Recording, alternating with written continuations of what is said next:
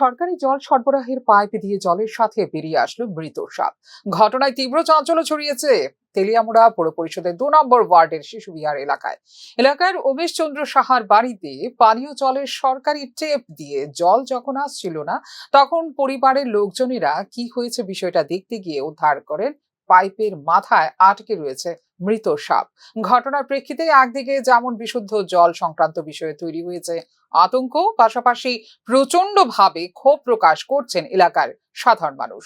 এই প্রথম পানীয় জলের সাথে অনাকাঙ্ক্ষিত কিছু বেরিয়ে আসলো ঘটনা তা নয়, প্রায় সময় কথিত বিশুদ্ধ জলের সাথে চিংড়ি মাছ বা বিভিন্ন প্রকারের ছোট মাছ সহ নানান প্রকারের মৃত প্রাণী পাওয়া যায় প্রায়শই। অভিযোগ এলাকার মানুষের। এই করলং শিশুবিহার 2 নম্বর ওয়ার্ড। সকালে জল আয় না পাইপটা দিয়ে আমি ওই জলটার মধ্যে কি টাটকে রয়েছে, পাইপটা টান দিয়ে দিই একটা সাপ ফুল্লা রয়েছে। তারপরে সবাই আইলো দেখলো। মানে এই সাপটা কি মরা নাই? মরা মরা। আচ্ছা, তারপরে পাইপটা টান দিছে, এবার জলটা কোনো রকমে বাইরে না। তারপরে হ্যাঁ বাবা এটারে খুললা টান না দেখছে এটার মধ্যে এই মতো সাপ মরে রয়েছে। এটা কিসের মানে জলটাকে সাপ্লাই না? সাপ্লাইয়ের জল। এই জল দিয়ে তো আমরা ঘরে ফিল্টারে জল দিতেছি, বাচ্চা স্নান করতেছে, বাচ্চারা জল খাইতেছে, ঠাকুর করে পূজা দিতেছি।